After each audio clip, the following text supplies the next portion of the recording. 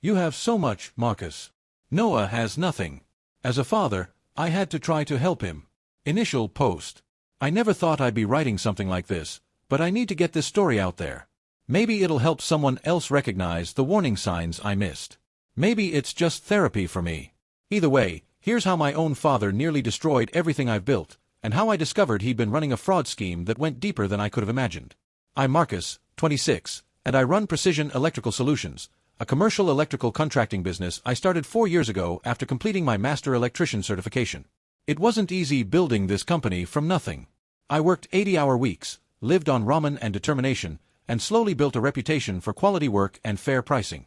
By last year, I'd saved enough to purchase a small commercial building, nothing fancy, just a 4,000 square foot space with offices up front and warehouse storage in back. That building represented everything I'd worked for. My father, Daniel, 58, works as a warehouse supervisor for a logistics company. He's always been the practical one, preaching about hard work and honest living. Growing up, he'd lecture my younger brother Noah and me about integrity and building something real with our hands. Noah, 24, never quite absorbed those lessons. He works as a delivery driver but spends most of his time chasing get-rich-quick schemes, cryptocurrency, dropshipping, day trading, whatever trending opportunity promises easy money. The relationship dynamic in our family had always been complicated. Dad clearly favored Noah, maybe because he saw him as needing more help, or perhaps because Noah's easy charm reminded him of his own youth. I was the responsible one, the boring one who actually followed Dad's advice about hard work. The irony wasn't lost on me that I'd built exactly what he'd always preached about, yet he seemed more interested in Noah's latest venture. Everything started unraveling 3 weeks ago. I just completed the biggest job of my career, a complete electrical system upgrade for a medical complex. It was a $450,000 contract that took my crew 3 months to complete. The final payment had just cleared, and I was planning to use it to hire 2 more electricians and expand into the neighboring county. I was reviewing my business accounts when I received an email that made my blood run cold. Final notice: commercial property foreclosure proceedings, payment required within 10 days. My hands were shaking as I opened the attachment. According to the document, I'd taken out a $140,000 loan against my building 6 months ago and hadn't made a single payment. The letterhead was from Midwest Financial Services, a lender I'd never heard of. My first thought was identity theft, but as I read through the documentation, I saw my signature on every page. Except it wasn't my signature. It was close, incredibly close, but wrong in subtle ways I recognized immediately. I drove straight to my building, my mind racing. In my office safe, I keep all my important documents, including the deed to the building. When I opened it, everything looked normal at first glance. But when I held the deed up to the light, I could see it had been photocopied and replaced. The original watermarks were missing. Someone had taken my actual deed and replaced it with a forgery. My stomach churning, I called my attorney, Sarah Chen, who'd handled the building purchase. She pulled the public records and confirmed my worst fears. Someone had indeed registered a loan against my property. The signature on file was notarized by someone I'd never met, and the loan proceeds had been wired to an account that wasn't mine. Marcus, Sarah said carefully, the notary who stamped this, he works at the same logistics company as your father. Do you know him? The room seemed to spin. Robert Hutchins. I knew that name. He was Dad's poker buddy, someone who came to our house for barbecues when I was younger. The pieces were starting to fall into place, but I desperately didn't want them to. I confronted Dad that evening. I'll never forget pulling into his driveway, seeing him through the kitchen window, calmly eating dinner like he hadn't potentially destroyed my entire future. When I knocked, he answered with his usual gruff greeting, but his face changed when he saw my expression. We need to talk, I said, pushing past him into the house. Noah was there too, oddly enough, sitting at the dining table with a laptop open, showing Dad some investment presentation. They both froze when they saw me. About what? Dad asked, but his voice had an edge I'd never heard before. I laid out the foreclosure notice on the table. About the $140,000 loan you took out against my building. The silence that followed was deafening. Noah's face went white. Dad's jaw clenched, and for a moment, I saw something in his eyes I'd never seen before. Genuine fear. I don't know what you're talking about, he said, but he couldn't meet my eyes. Robert Hutchins notarized it, Dad. Your friend. The loan was taken 6 months ago. Want to tell me what happened to the money? Noah closed his laptop slowly. Marcus, maybe we should. Did you know about this? I turned to my brother, and his guilty expression told me everything. You both did this? What came out next was a confession wrapped in justifications. Dad explained how Noah had found an absolutely guaranteed investment opportunity in importing electronics from overseas. They just needed capital to get started. The banks wouldn't lend to Noah because of his credit history, and Dad's retirement savings were tied up in his 401k with early withdrawal penalties. It was supposed to be a short-term loan, Dad said, his voice defensive. The profits from Noah's business would pay it back before you ever knew. You're doing so well, Marcus. You have that big medical contract. We just needed to borrow the equity for a few months. Borrow? I couldn't believe what I was hearing. You forged documents. You committed fraud.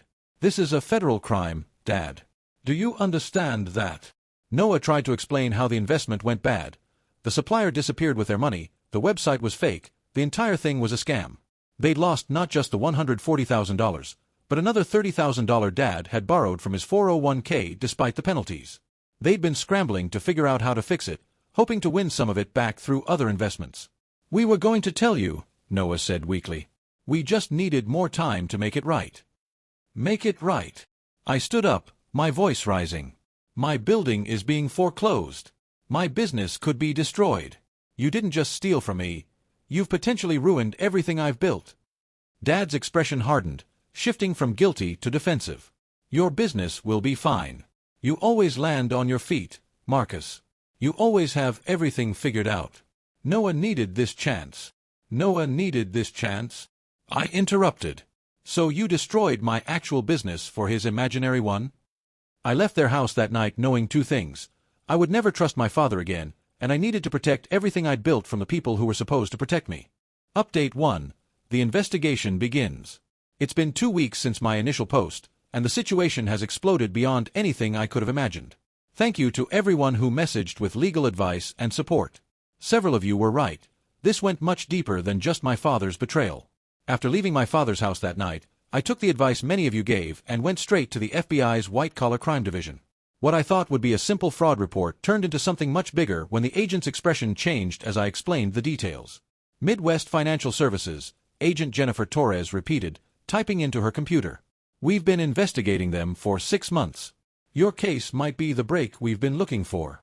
It turns out Midwest Financial Services wasn't a legitimate lender but a front for a mortgage fraud ring that had been operating across 3 states.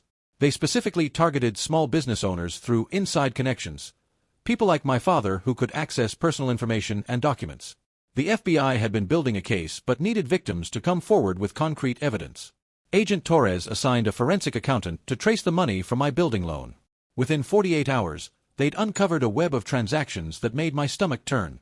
The $140,000 hadn't just gone to Noah's failed investment. Only $60,000 went there. The rest had been split. $50,000 to Robert Hutchins, the notary, as his cut for facilitating the fraud, and $30,000 to a consultant fee that went directly into my father's personal account. My father hadn't just betrayed me for Noah. He'd profited from it. Sarah, my attorney, filed an emergency injunction to stop the foreclosure while the criminal investigation proceeded. She also discovered something disturbing in the public records. Mine wasn't the only suspicious transaction involving Robert Hutchins's notary stamp. There were at least 12 other small businesses in our area with similar fraudulent loans, all notarized by him, all through Midwest Financial Services. I had to make a decision that felt like another betrayal. I wore a wire to meet with my father. Agent Torres coached me on what to say, how to get him talking about the scheme. I met him at a coffee shop downtown, my hands sweating as the recording device captured every word. The FBI came to my office, I told him, watching his face carefully. They're asking about Midwest Financial Services. His coffee cup rattled against the saucer when he set it down. What did you tell them? Nothing yet.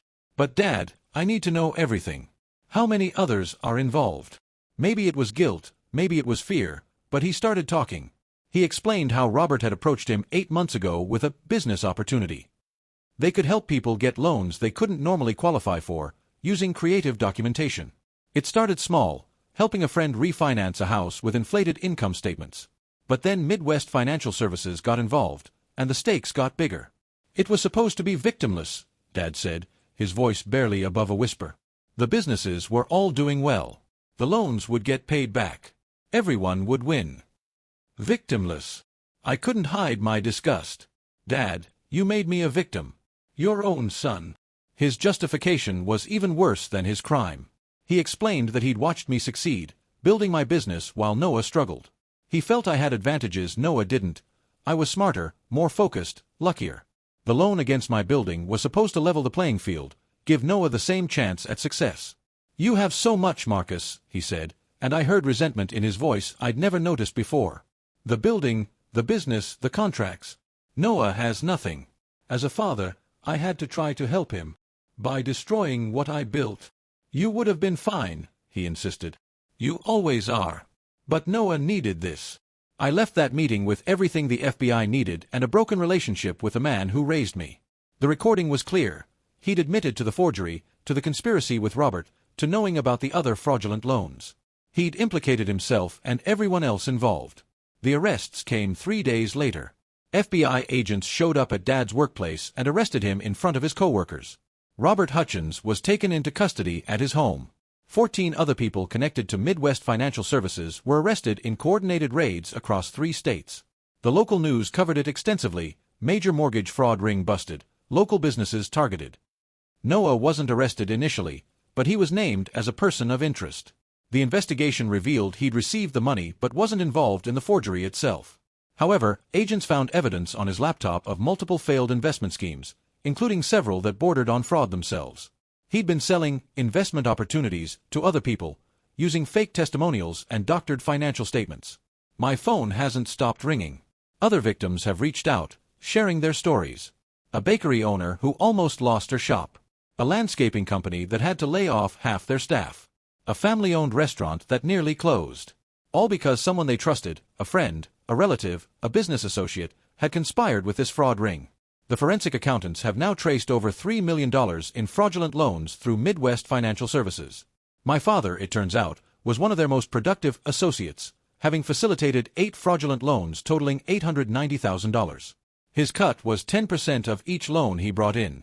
He'd been doing this for months while looking me in the eye at family dinners, congratulating me on my business success, all while planning to steal from me. Update 2. The Unraveling. It's been 6 weeks since the arrests, and the investigation has revealed the full scope of my father's crimes. I've struggled with whether to share these details, but I think it's important for others to understand how deep these schemes can go and how the people we trust most can justify the unthinkable. The federal prosecutors have been thorough in their investigation. My father's lawyer tried to negotiate a plea deal, but when the full extent of his involvement came to light, the offers got progressively worse. It wasn't just the 8 fraudulent loans he'd facilitated. They found evidence of a years-long pattern of financial manipulation. Through subpoenaed bank records, investigators discovered my father had been skimming from his employer for 3 years, using his position as warehouse supervisor to create phantom vendor accounts and approve false invoices. The total reached $240,000. He'd been using this money to fund Noah's various failed ventures long before the mortgage fraud scheme began. The investigation also revealed why he'd targeted me specifically. 6 months before taking the fraudulent loan, Dad had approached several legitimate lenders trying to borrow against my building by claiming to be my business partner. When that failed, he tried to convince me to add him to the deed, saying it would help with family estate planning. When I refused, explaining that my business assets needed to stay separate for liability reasons, he'd started planning the forgery. Robert Hutchins, facing 20 years in federal prison, flipped immediately and provided prosecutors with everything: emails, text messages, recorded phone calls. The evidence showed my father was the one who suggested targeting my building specifically because he knew my schedule, knew when I'd be out on job sites, and had access to my personal information through family connections. The most painful revelation came from Noah's testimony. In exchange for immunity from prosecution, he detailed every scheme, every failed investment, every manipulation. But what hurt most was learning about the conversations he'd had with Dad about me. According to Noah, Dad had been resentful of my success for years. He'd complained that I was showing him up, that my business success made him look like a failure. He'd convinced himself that I'd had unfair advantages, that my electrical apprenticeship had been easier to get, that my business loans were approved because of luck, not merit. He'd rewritten history in his mind to justify what he was about to do. Noah testified that Dad had said, "Marcus won't even miss the money. He's got more work than he knows what to do with. It's time for Noah to have his turn." The financial investigation revealed the complete destruction of my father's assets. Between the embezzlement, the fraudulent loans, and the failed investments, he'd accumulated debts of over $1.4 million. His house was leveraged to the maximum. His retirement accounts had been drained. He'd even taken credit cards in my deceased mother's name, racking up $50,000 in debt on accounts she'd never opened. My mother had passed away from cancer 5 years ago. The thought of him using her name, her memory, for fraud made me physically sick. She would have been devastated to see what he'd become. The other victims and I formed an informal support group, meeting weekly at a community center. There was Margaret Chen, who owned a small manufacturing company and discovered her brother-in-law had forged documents to take $200,000 in loans. There was James Martinez, whose best friend since childhood had stolen his restaurant's equity. Each story was a variation of the same betrayal.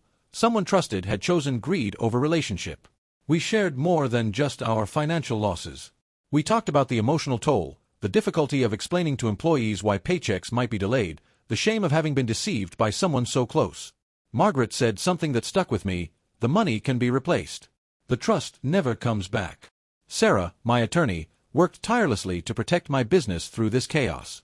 We had to deal with legitimate creditors who were concerned about my company's stability, employees who were worried about their jobs, and clients who were reading about the case in the news. I held a company meeting and laid everything out transparently: what had happened, what it meant for the business, and what I was doing to protect everyone's interests.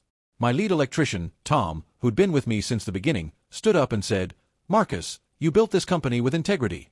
Your father's actions don't change that. We're with you." The support from my employees, clients, and even competitors was overwhelming. Several other electrical contractors reached out, offering to partner on jobs if I needed help maintaining cash flow. Clients expedited payments to help with liquidity. It was a reminder that the business relationships I'd built on trust and quality work were real, unlike the fantasy world my father had constructed. The criminal case moved forward with mounting evidence. The FBI found a storage unit my father had rented under a false name, containing boxes of forged documents, fake IDs, and detailed plans for additional frauds. He'd been planning to expand the scheme, targeting other family members and family friends.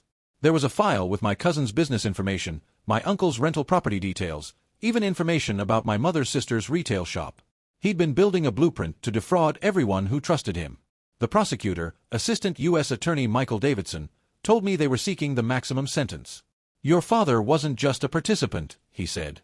"He was an architect of this scheme. He recruited others, trained them on forgery techniques, and showed no remorse even after arrest." Indeed, my father's jailhouse calls, which were recorded, showed him still trying to manipulate the situation. He called Noah repeatedly, coaching him on what to say, trying to shift blame to Robert Hutchins and Midwest Financial Services. He called other relatives, spinning tales of being framed, claiming I'd exaggerated everything out of spite. He even called me once, leaving a voicemail that said, "You destroyed this family, Marcus. I hope you're happy with your success now." The irony was that my success had continued despite his efforts to destroy it. The medical complex contract led to 2 more large contracts. Word had spread about how I'd handled the crisis with transparency and integrity, and it actually enhanced my reputation. While my father sat in jail awaiting trial, I was hiring new electricians and expanding operations. Noah, free from prosecution but not from consequences, had his assets frozen as part of the investigation. His car, purchased with the stolen funds, was seized. His apartment, paid for with fraudulent money, was lost. He moved in with our aunt, got a job at a warehouse, and started attending Gamblers Anonymous meetings, because that's what his investing really was: compulsive gambling dressed up as entrepreneurship. He wrote me a letter last week. It was short, but it was the first honest communication I'd had from him in years. "Marcus, I'm sorry. Not just for the money, but for years of jealousy and resentment. Dad fed those feelings, but I chose to believe them. You earned everything you have through hard work. I wanted shortcuts. I see that now. I don't expect forgiveness, but I wanted you to know I'm getting help. Noah." Final update: justice and resolution. 3 months have passed since my last update, and I can finally close this chapter of my life. The legal proceedings have concluded, and while justice doesn't erase the betrayal, it does provide a path forward. My father's trial lasted 3 days. The evidence was overwhelming, and his attorney's strategy of portraying him as a desperate father trying to help his struggling son fell flat when prosecutors presented the embezzlement evidence, the storage unit full of forgery materials, and the recorded calls from jail where he showed no remorse. The judge, Honorable Patricia Brennan, delivered a scathing statement during sentencing. "Mr. Daniel Reeves, you held a position of trust in your community, your workplace, and most importantly, your family. You systematically abused that trust for personal gain. You didn't just steal money, you stole security from small business owners, peace of mind from your employer, and the future from your own son. Your actions show a pattern of escalating criminal behavior with no regard for the damage caused. This court sentences you to 87 months in federal prison, 3 years of supervised release, and restitution to all victims totaling $1,470,000. 7 years and 3 months. My father, at 58, would be 65 when released, his reputation destroyed, his retirement gone. He showed no emotion as they led him away in handcuffs, though he looked at me once, not with apology, but with the same resentment I'd finally learned to recognize. Robert Hutchins received 60 months and was ordered to pay $450,000 in restitution. The leaders of Midwest Financial Services received sentences ranging from 10 to 15 years. In total, 23 people were convicted in connection with the fraud ring. Noah's situation, while legally clearer since he'd received immunity, became more complicated. During the asset investigation, prosecutors discovered he'd been running his own smaller fraud schemes, selling non-existent products online, taking deposits for services never delivered. While these weren't part of the mortgage fraud, they violated federal wire fraud statutes. He was charged separately and ultimately pled guilty, receiving 18 months in federal prison and ordered to pay $75,000 in restitution to his victims. The financial resolution exceeded my expectations. Through civil asset forfeiture, the government seized my father's assets, his house, his truck, his boat I didn't even know he owned. But the real surprise came from his employment situation. Because he'd been embezzling for years, his employer's insurance filed claims against his retirement accounts. His 401k, pension, and all employment benefits were liquidated for restitution. As his primary victim in the mortgage fraud and his only non-incarcerated family member, I received priority in the restitution disbursement. The total came to $380,000. $140,000 for the fraudulent loan, $60,000 in damages and lost business opportunities, $180,000 from his liquidated retirement accounts. I struggled with accepting this money. It felt like profiting from my father's downfall. But Sarah, my attorney, reminded me that this wasn't a windfall. It was compensation for damages and an attempt to make whole what was broken. The money he'd stolen, embezzled, and defrauded needed to go back to victims, and I was one of them. I used the restitution strategically. First, I paid off the fraudulent loan completely, clearing my building's title. Then I established a legal defense fund for the other small business owners affected by the scheme, contributing $50,000 to help those who couldn't afford adequate representation. The remaining funds went into business expansion. Precision Electrical Solutions has grown beyond what I'd imagined. With the capital from restitution and the contracts that continued flowing in, I've expanded operations to 3 cities. We now employ 23 electricians, 4 project managers, and 3 office staff. The medical complex contract led to partnerships with 2 hospital systems, and we're now preferred contractors for commercial medical facilities across the state. The growth isn't just about size, it's about culture. Every new employee hears our story during orientation, not the details of family betrayal, but the lesson. We build our success on integrity, transparency, and trust. We do background checks, but more importantly, we build relationships. We trust, but we verify. We succeed not despite our principles, but because of them. Tom, my lead electrician, is now a partner in the business. I offered him 20% equity last month, recognizing that his loyalty during the crisis helped save everything. "You stood by me when my own family didn't," I told him. "That makes you more family than blood ever could." The emotional resolution has been harder than the financial one. I've been in therapy for 3 months, working through the betrayal, the guilt of sending my father to prison, the complex grief of losing family members who are still alive. Dr. Rodriguez, my therapist, has helped me understand that my father's resentment likely started long before my success, that he'd probably always carried insecurity about his own achievements and projected them onto me. "Your success didn't cause his crimes," she reminded me repeatedly. "His character did." I visited Noah once before he reported to federal prison. He looked different, thinner, older, worn down by reality. We sat across from each other at a diner, and for the first time in our lives, had an honest conversation. "I hated you," he admitted, stirring coffee he wasn't drinking.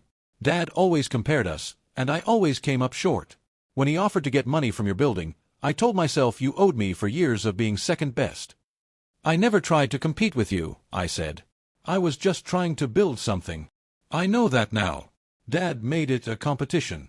He needed one of us to fail so he could feel like a successful parent to the other. When you succeeded despite him, it broke something in him. We haven't spoken since, but that conversation gave me closure.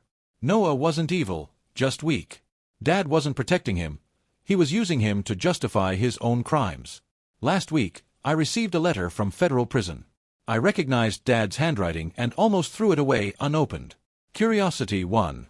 Marcus, you got everything you wanted. The business, the money, the reputation. I'm in here, Noah's going to prison, and you're the successful son with your name in the business journals. Congratulations. But remember, I taught you everything. Your work ethic, your attention to detail, your drive. That all came from me.